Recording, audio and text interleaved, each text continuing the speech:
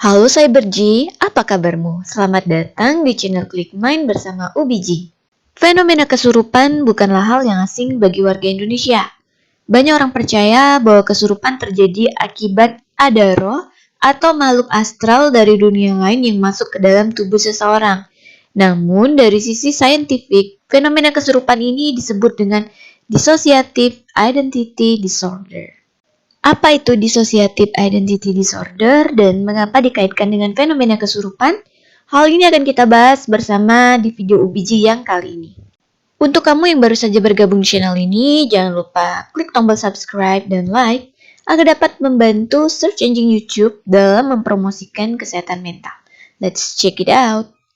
Kesurupan sampai saat ini masih merupakan fenomena yang bersifat pro kontra, namun selalu menarik untuk dibicarakan.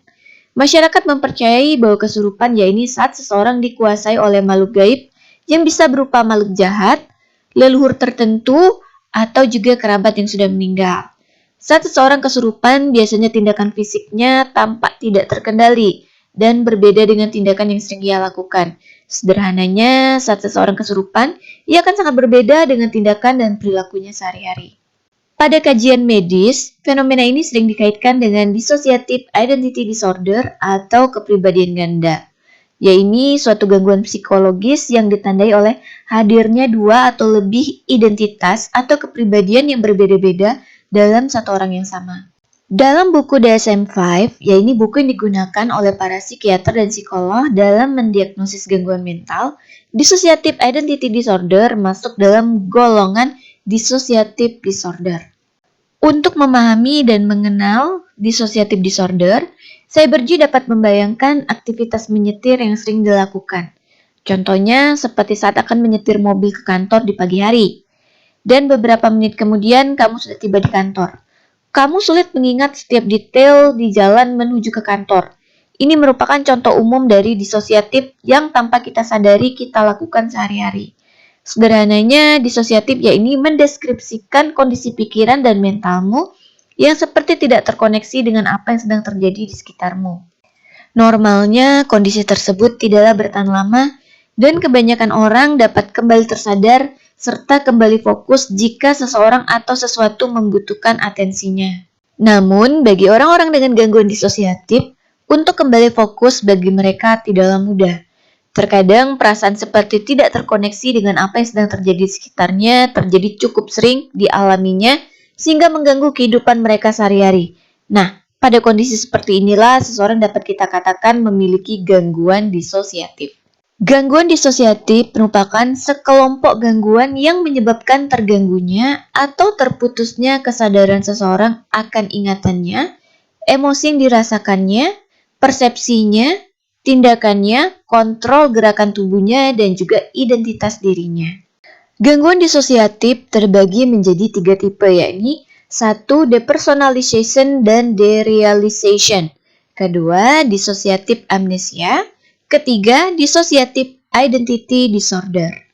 Ketiga kelompok disosiatif ini dapat kita bayangkan berada pada garis spektrum di mana depersonalization dan juga derealization disorder berada pada level low, dissociative amnesia berada pada level tengah, dan dissociative identity disorder berada pada level berat dibandingkan dua tipe sebelumnya.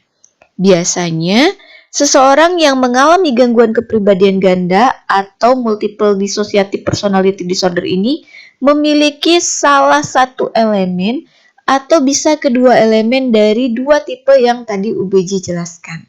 Depersonalization yakni saat seseorang merasa dirinya seperti terlepas dari pikirannya ataupun raganya, dan itu terjadi di luar kendalinya.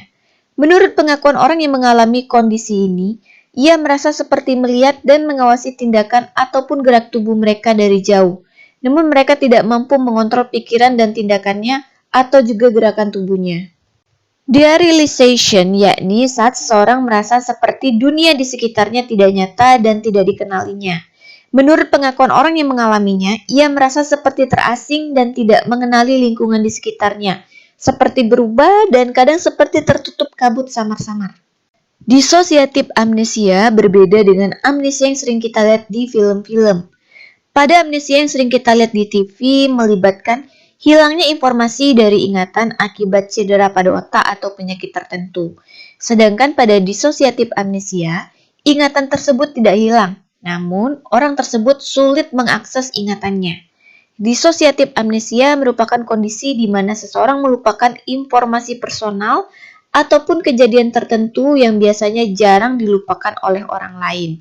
Secara umum, kemampuan orang ini mengingat cukup normal, hanya saja ia sulit mengakses ingatannya. Sederhananya, orang ini seperti ngeblank atau kehilangan memori pada periode waktu tertentu, kejadian tertentu, lupa akan seseorang atau juga informasi pribadinya. Kepribadian ganda atau dissociative identity disorder ditandai dengan hadirnya dua atau lebih kepribadian yang berbeda-beda dalam diri seseorang, dengan atau tanpa kesadarannya. Individu yang mengalami gangguan kepribadian yang berbeda-beda ini melaporkan bahwa mereka terkadang mengalami fase depersonalized, yaitu mereka seperti mengawasi dan melihat sendiri tindakan yang dilakukan, kata-kata yang diucapkan, namun mereka tidak memiliki kekuatan untuk mengendalikannya. Mereka juga melaporkan bahwa saat mereka berada dalam fase depersonalized tersebut, suara mereka berubah, kadang seperti suara anak kecil, suara lawan jenis, kadang juga menangis, marah, dan orang lain yang melihat juga melaporkan adanya perubahan suara dan juga emosi. Dan ini biasanya diakui sebagai suara dari leluhur atau makhluk gaib yang sedang merasukinya. Berikut merupakan kriteria dissociative identity disorder atau gangguan kepribadian yang berbeda-beda menurut DSM-5. 1. Adanya dua atau lebih kepribadian yang berbeda-beda. Beberapa lingkungan sosial dan budaya menggambarkan ini sebagai kesurupan. Hal ini ditandai dengan putusnya rasa kepemilikan pada diri individu disertai dengan afeksi emosi, perubahan tingkah laku, kesadaran, ingatan, persepsi, fungsi sensorik motorik, dan ini bisa diamati oleh orang lain atau juga disadari oleh individu itu sendiri. Yang kedua yaitu adanya celah atau selisih mengenai peristiwa sehari-hari yang diingatnya. Dan ini terjadi secara berulang-ulang dan hal ini berbeda dengan lupa pada umumnya. Menurut pengakuan individu dengan gangguan kepribadian berbeda-beda ini, ia pernah tersadar dan berada di sebuah kota yang jaraknya jauh dari tempatnya tinggal, sekitar 1 jam menggunakan pesawat. Dan ia tidak ingat kapan ia membeli tiket dan juga detail di dalam pesawat tersebut. Yang ketiga yaitu adanya gangguan dan permasalahan dalam menjalani aktivitas sosial, bekerja atau aktivitas kehidupan sehari-hari akibat gejala-gejala dari dissociative identity disorder. Aktivitas kehidupan individu ini menjadi terganggu karena ia merasa sulit mengontrol kepribadian-kepribadian lain yang terkadang mencoba masuk ke dalam dirinya.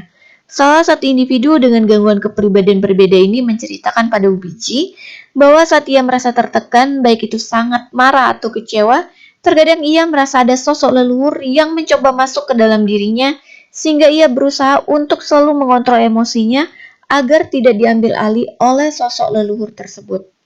Yang keempat yaitu gangguan ini bukanlah sesuatu yang dianggap normal dan diterima oleh lingkungan atau juga praktik keagamaan. Contohnya seperti seorang anak yang bermain dengan teman imajinasinya atau fantasi lainnya, ini tidak termasuk dalam gangguan kepribadian yang berbeda-beda. Dan yang kelima yaitu gejala-gejala yang timbul tidak disebabkan oleh efek fisiologis atau pengaruh obat-obatan tertentu seperti pingsan, perilaku rusuh saat mabuk, atau dampak dari obat zat adiktif tertentu. Cyber G, kita sudah menyaksikan bersama mengenai dissociative identity disorder atau sering kita kenal dengan kepribadian ganda atau individu yang memiliki banyak kepribadian berbeda-beda di dalam dirinya. UBG penasaran nih, menurut Cyber G, apakah kerasukan roh leluhur dan dissociative identity disorder itu sama? Tulis di kolom komentar ya.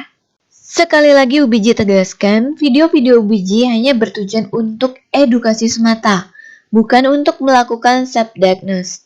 Jika kamu merasa bahwa kamu atau orang yang kamu kenal memiliki ciri-ciri yang sama dengan dissociative personality disorder ini, maka UBG sarankan untuk mengunjungi ahli profesional untuk mendapatkan bantuan dalam mendiagnosis ataupun menangani gejala-gejala yang dirasakan. UBJ akhiri dulu video ini, sampai jumpa di kesempatan yang lain dan semoga bermanfaat.